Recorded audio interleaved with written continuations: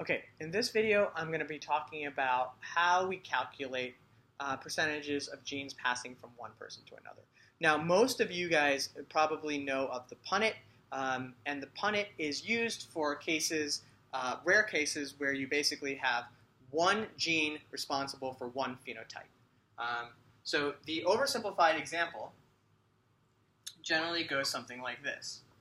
You have a gene for a color. And let's say that color is purple. You have two alleles. Big P is purple, and little p is clear, let's say.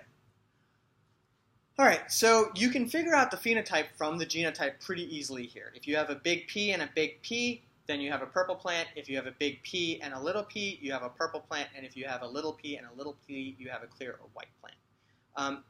This is called a dominance, when you have the presence of two alleles and the phenotype of one keeps showing up.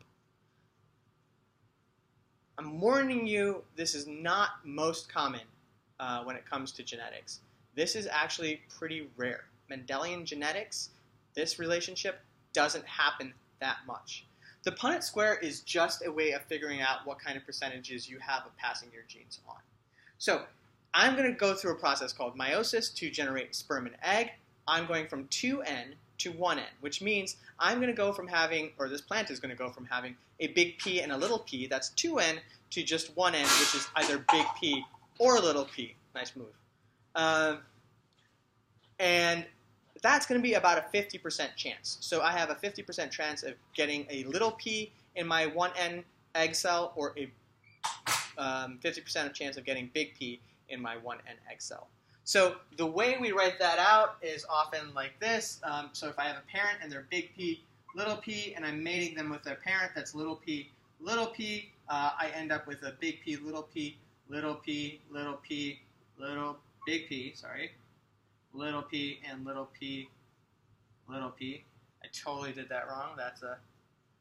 Yep, that's right.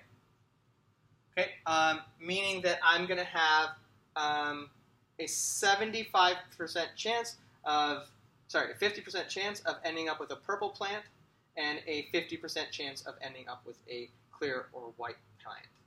Now, let me show you how this actually works, and the math that we actually should do. So, it turns out that the Punnet is just a mathematical tool. You've all seen it, and you've actually used it before. A lot of you call it FOIL, but it's really easy to see what it does when you use the quadratic equation. So really, the Punnet is just a way of easily organizing and multiplying out a certain kind of equation. Okay, so another way of writing out this equation, as you know, is like this.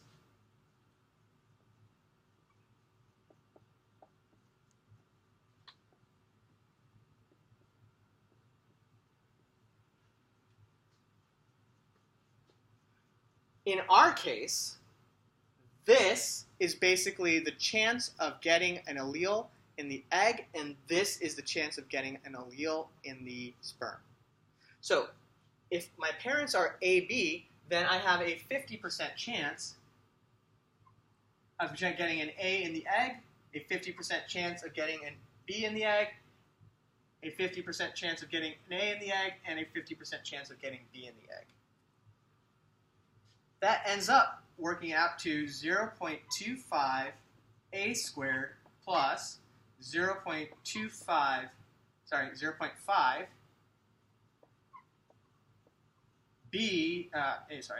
A times B, and 0.25 B squared.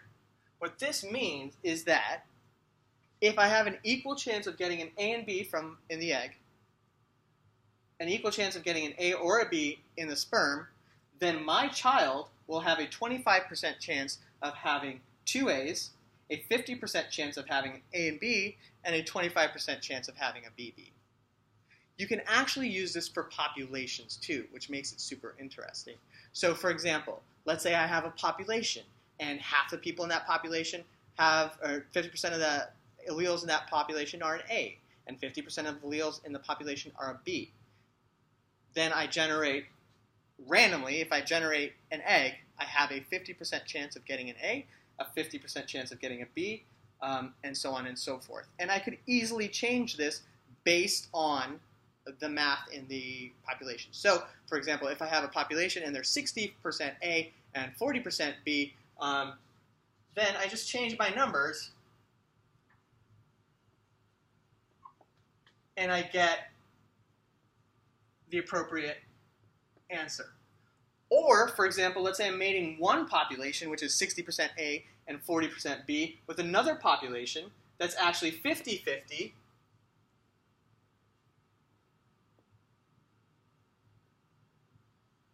I do the math out, and these will be the percentages of your offspring, or the likelihood of your offspring. And that is in case there's no evolution happening. So basically, if you do this math out, you'll see that the allele frequency will stop changing. Basically, you'll keep the allele frequency that you start with, and that won't change. So if, for example, people with the A allele start killing people with the B allele, you'll start seeing this changing, and this math won't work out. In that case, you would wipe out, for example, AB and B squared, and you would end up with 100% A, people with 2A. Now, the dominant recessive relationship usually doesn't happen that way, and I kind of want to show you an example. So if we have P53, P53 is a protein, and we said it binds to DNA. There's a little positive charge in its core, and that positive charge is from a amino acid, and that amino acid is coded for by a codon in DNA, as you know. So let's say we have P53, and we have a positive charge in that DNA.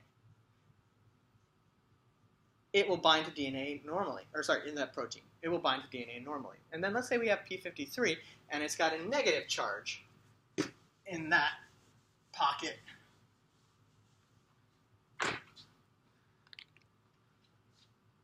I'm super oversimplifying here.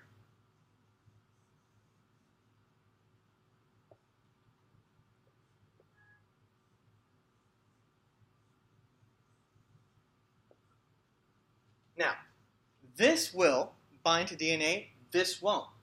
Now, a person that is heterozygous may be able to have both of these, and depending on how well they work, there may not be any kind of noticeable change, meaning that this would work well enough. It also might be that, in this case, we end up with a problem only 30% of the time, or 20% of the time, and 10% of the time. Those are normally the kinds of situations that happen.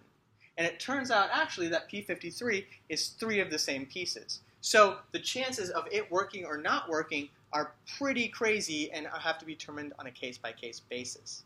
But you won't end up with a situation where you have cancer if you have a minus-minus, kind of cancer if you have plus-minus, and no cancer if you have plus-plus. It will change each of those situations will change your likelihood of having cancer by a little bit. This is also not a typical dominant and recessive relationship, right? So if I have a positive,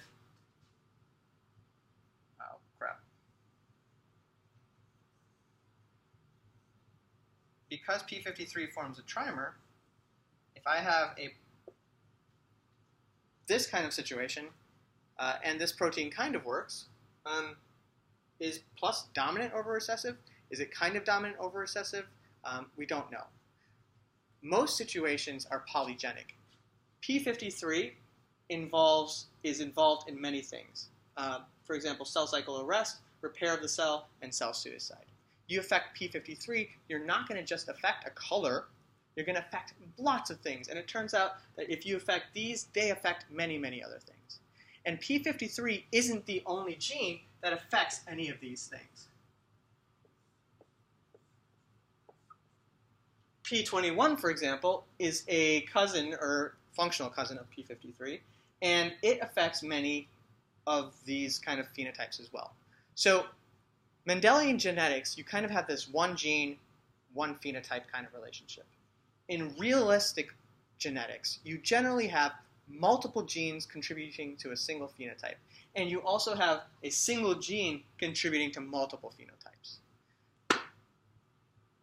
Okay, that's it for the Punnet square and genetic math.